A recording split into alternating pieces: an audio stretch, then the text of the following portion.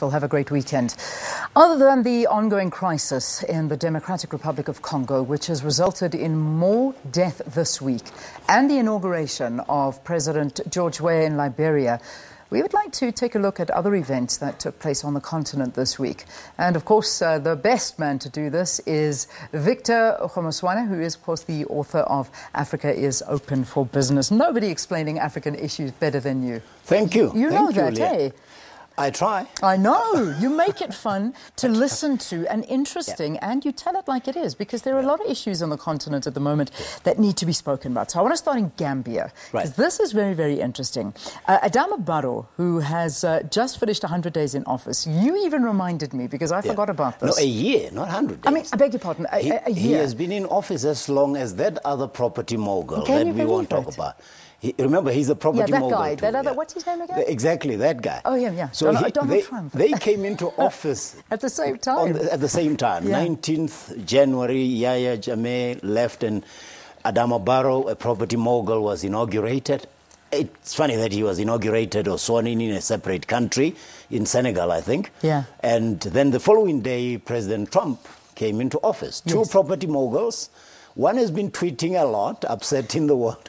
The other one has been operating quietly without making a lot of noise. Yeah. I mean, when he went into office, let's just remind ourselves, because he was inaugurated in the embassy in Senegal because his predecessor, that was former President Jammeh, didn't want to vacate his seat. Yeah. How has it been? You say he's quietly getting on with business. How's he done? Well, remember when he took over, there were allegations that the former President Yahya Jammeh had emptied the coffers. Yeah. So he literally inherited an empty fiscus. We talk about a crisis here to fund Telcom and Eskom, and they had nothing.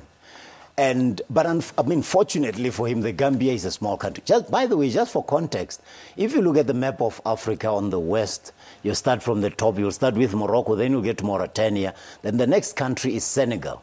It's a coastal country, and somewhere on Senegal you'll see a line that you barely can see on a map. That's the Gambia. Okay. The Gambia is actually a river that goes through Senegal, and on both sides is a state of the Gambia. So it's a very small country.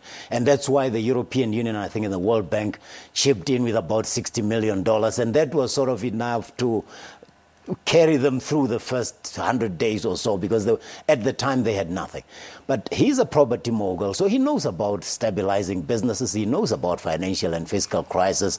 He has been doing, if you like, mixed reaction, because Yahya Jammeh had been in power for 22 years, military ruler kind of, who was almost not paying attention to what anybody was saying. So the beauty and the reason I raised this story of a year in office is that the essence of the economic community of West African states, it's one regional economic bloc that made it a point that we didn't have another military man who just refused to recognize elections. And ECOWAS must get credit here, because the Gambia is not the only country where they intervened and made sure that there was a switch from one dictator to a democratic ruler. They did the same in Liberia. When Charles Taylor was refusing to give in, President Olusegun Obasanjo and ECOWAS were among the people who led that process of making sure there was sweet transition. So the reason this story is important is not because the Gambia is a large country. It's a very small country. In fact, many billionaires can buy the entire country, if you know what I mean. But the essence of it is, here is an economic community of West African states. When we are criticizing sometimes the African Union of not intervening to solve a crisis like in Burundi and in Zimbabwe, here is a regional economic bloc that proves that they can take care of business, including dealing with tough and recalcitrant leaders who don't want to leave office. Very interesting. I mean, it's definitely something worth talking about and looking at. Another issue I want to talk about, in fact, we raised it yesterday, but I really want to get your interpretations of the I think one can call them very unexpected comments from President Yoweri Museveni of Uganda, saying that the US President Donald Trump must be thanked for telling Africans frankly about issues and about that lovely word and comment that he used about us, and saying that, you know... we're worse than a cesspool. I mean, President Museveni is another controversial figure. They call him M7 in his country. That's his nickname. Many Africans have come out and said, President Trump is right. African countries are in a mess. some of them, not all of them, and they need to be fixed. The one thing he's right about, no African, self-respecting African would leave their country except during the slave trade and go to settle in another country that's not as warm. So it is true in the sense that there are African countries that need fixing, and urgently. But does it mean you call them names? No, I don't think so. No. So President Museveni, I don't know what he was getting at, but he's one president who also maybe has been in power for too long. And he doesn't pay attention that the sentiment sometimes in marketing, Leanne, perception is more important than facts. Yeah, yeah. So it's not enough to just say it's a fact, but for him to categorize us all with Haiti and a whole lot of other emerging countries was arrogant, indiscreet of President Trump. They built America on the labor, sweat, and blood of immigrants, right? His own ancestors were immigrants. So America was built by slaves and immigrants. For him to suddenly realize that these countries are undesirable and the people coming from there should be treated with disdain was downright indiscreet and crass, and there's no way any president, much as I think President Museveni has done something for Uganda, he has started treading very, very much into the territory of President Mugabe or former President Mugabe.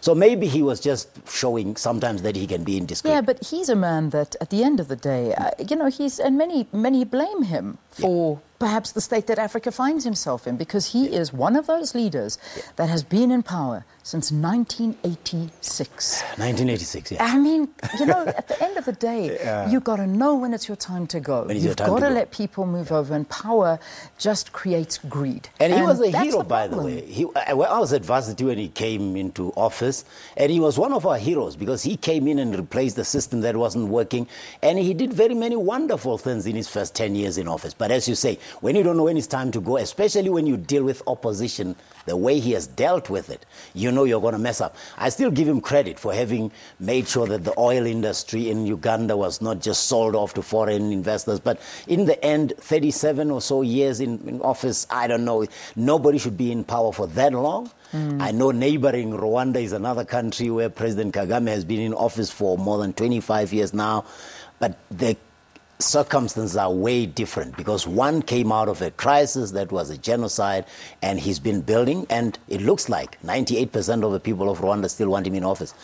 Although, of course, there are allegations of how also President Kagame is dealing with opposition, but you can't equate him to President Museveni. Two quick questions I need to get in here, if you can do them sort of as fast as you possibly can. In Davos, Bill Gates cautioning the US, basically saying that they've left Africa alone. China has swooped in now and has basically taken over Africa. I mean, we can see it. Rails, roads, you name it. They're investing so much money in there. There's a bit of a criticism of the undertone of what China is doing in Africa from Bill Gates' perspective. What do you think about something like that? Well, China is doing what any country that needs resources would do.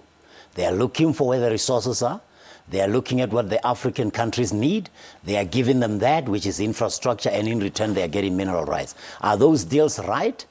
Well, they are negotiated. Nobody's putting a gun to anybody's head. So America, yes, will be finding that they have been upstaged by China, but there was a time when America was upstaging everybody else.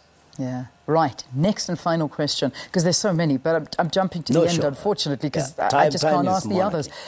In Zimbabwe, Emerson Mnangagwa's statement basically saying that Robert Mugabe will be left in peace with a lucrative retirement package. He will get all first-class travel. His medical will still be paid. His trips to Singapore still funded for the medical health. The First Lady will also very much so be looked after. What do you think of this? Is this the right thing to do for President Robert Mugabe, former President Robert Mugabe? Well, treat your elders with respect, especially former presidents who were part of the liberation struggle. Whether I would cover all his travel expenses, he had been traveling a lot too much. I would rather treat him elsewhere, not far away from that. In fact, why don't we have hospitals that can treat heads of states? But overall, there's no need to humiliate anybody, even former President Robert Mugabe. Yeah, so his comments, very warranted. In fact, I put a tweet out on Twitter yesterday asking, and amazingly most people saying, that's great, that's fine. President Mugabe was our hero growing up. He remains a hero until he lost it and stayed in a little too long. Absolutely. Victor, thank you. Always great chatting to you. Victor Kgomoeswana, who's rounding up some of the big stories on the continent this week for us. Quick break. We've got one more interview for you. Do stay tuned.